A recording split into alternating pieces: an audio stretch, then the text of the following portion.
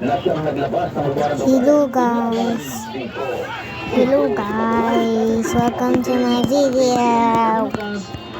Blah, blah, blah, blah, blah, blah, blah, blah, blah, blah. Today we are playing Roblox. Patrol 19, Celio Ortega Bueno para sa detalye. Pinag-ibigay sa Fernand Subinay sa ginagawang kahandaan ng Department of Health. Kaugnay sa MPAC na deklara na ng World Health Organization bilang public health emergency. Inihain ni Senator Binay ang Senate Resolution 1159 upang matukoy ang action plan ng DOH sa MPAC sa virus. Sinabi ni Binay na dapat matiyak na nakalatag ang lahat ng kinakailangan para matiyak ang kaligtasan at seguridad ng kaandayan kontra sa naturang sakit. Kaya parang sinagawa na dapat lamang ma-evaluate na ng maaga ang action plan ng DOH upang makapaglatag ng karagdagang akbangin para maiwasan ang pagkalat ng MPAC sa bansa. Sa tala o record ng Pilipinas o sa record, ang Pilipinas ang ikawaling bansa sa Western Pacific Region na mayroong kumpirmadong kaso ng MPAC. Pinag-Patrol 19 sa Leo Bueno para sa pinanatagong lakas sa DWIC nagbabalita ng tama sa Dilimpa ng tama. At sa ibang balita, DOH nag-inspeksyon sa mga barbershop at sa spa sa Quezon City. This is my video. Ayaw pa po para sa balita.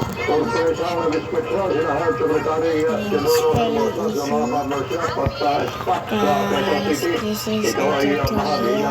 Obviously. Kung paano maiiwasan ang pagkalat ng impact sa mga lamang establishmento. Kasama ni Hermosa, mga kinatawa ng City Health Department ng Luzon na magsagawa ng inspeksyon. Pinuntahan ng mga health officials ang Grupo Barbero Manila at New York Health Spa na kapwa na sa Timog Avenue, Quezon City.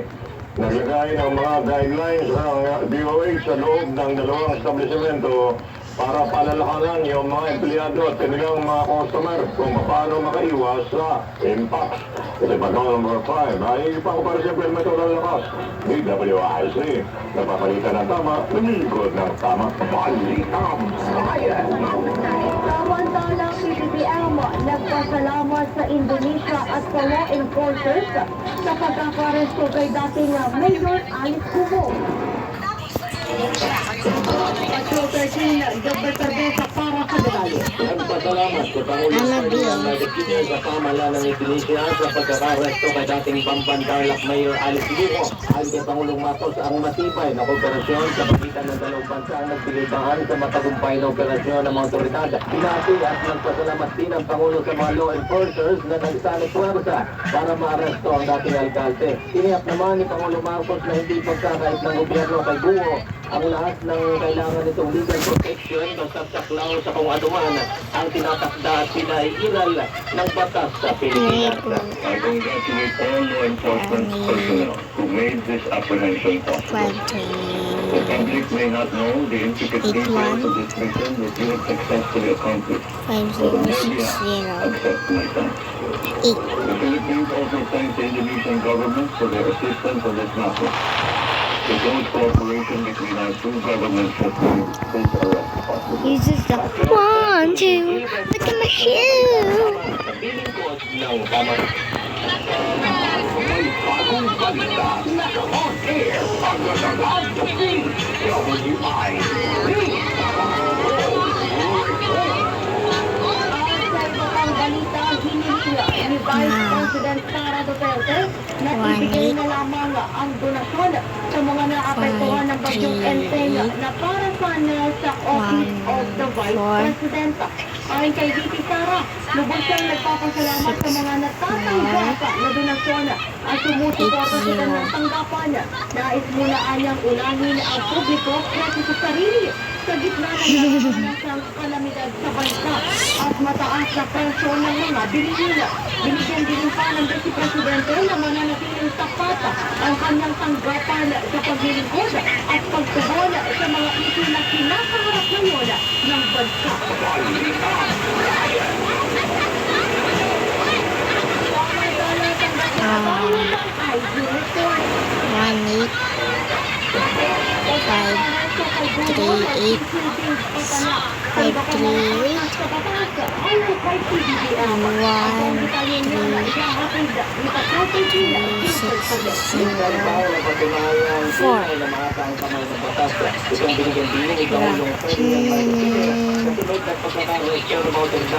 Dating Mayor Alice Guo sa Jakarta, Indonesia.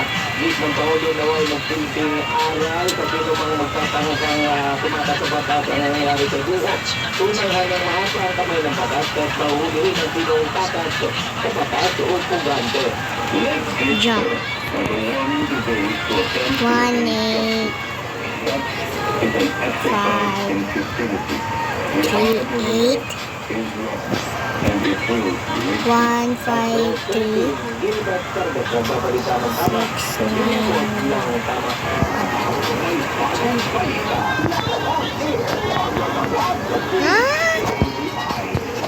Darn. Darning. 1, 8, 5,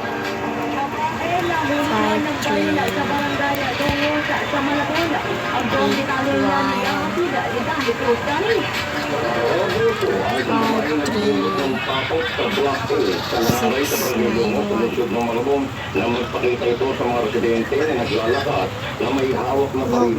Isang concerned citizen na nagsumbong sa nagpapatrol ng polis ng Substation 5 na pinamumunuan ni Police Captain Melvin Dutila. Agad responde ang mobile patrol ng polis sa lugar. Sa ulat ng Substation 5 kay Police Colonel J. Baypayan, hepe ng Malabon Police, na-arresto ng suspect na natira ng si Christina Angelica Imbang, 22 taong gulang, residente ng lungsod ng Caloocan, nakuha sa poder nito ang baril na kalibre 38 na walang serial number at kargado ito ng 2 bala. Batay sa naging investigasyon at pagtatanong sa mga residente ng barangay, posibleng na napagtripan ng suspect na manakot gamit ang baril dahil wala naman daw silang alam na kaawin ito. Sinampalan ng kasong paglabag sa Republika 10591 o itong illegal possession of firearms and ammunition ang suspect na Simbao. Yan ang balita. Ako, sinami ko sa pasensilang may todong lahat. WIC, nagpabalita ng tama, nagiling ko sa mapapahalita. Let's go inside this.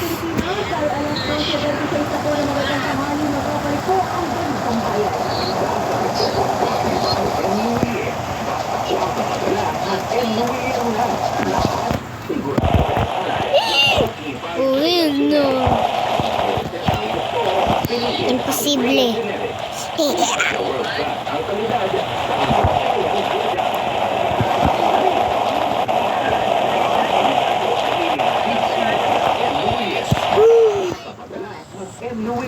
Lego.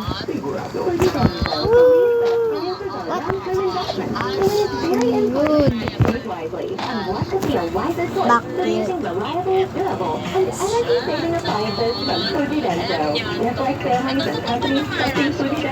You will see the difference when you upgrade your usual appliances to Denso HDMI appliances. Denso, quality above all. Upgrade your home. Upgrade 5, 3,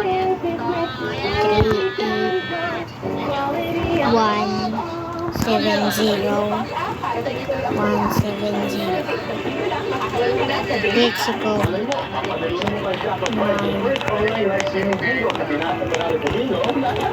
Download Bingo Plus app now at Google Play or Apple App Store. Fresh ads doing more than 75 days as off. Tap on try. Visit Bingo Plus official website at BingoPlus.com to learn more. With Bingo Plus, Bingo What is that? Gaming for 21 years old and What above only. is Cheat that? responsibly. It's simple. What is signal?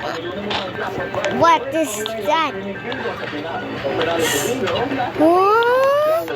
Plus app now at Google Play or Apple App Store. Search and doing more than 25 Step million password. check our draw. Visit SinglePlus Or this team. SinglePlus.com to learn more. With Single Plus, bingo sa saya, plus sa panalo. Meaning for 21 years old and above only. Get fun. Game responsibly. She win.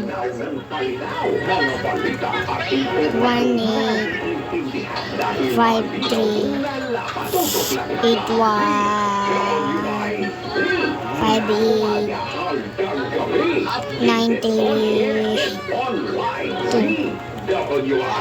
Lego.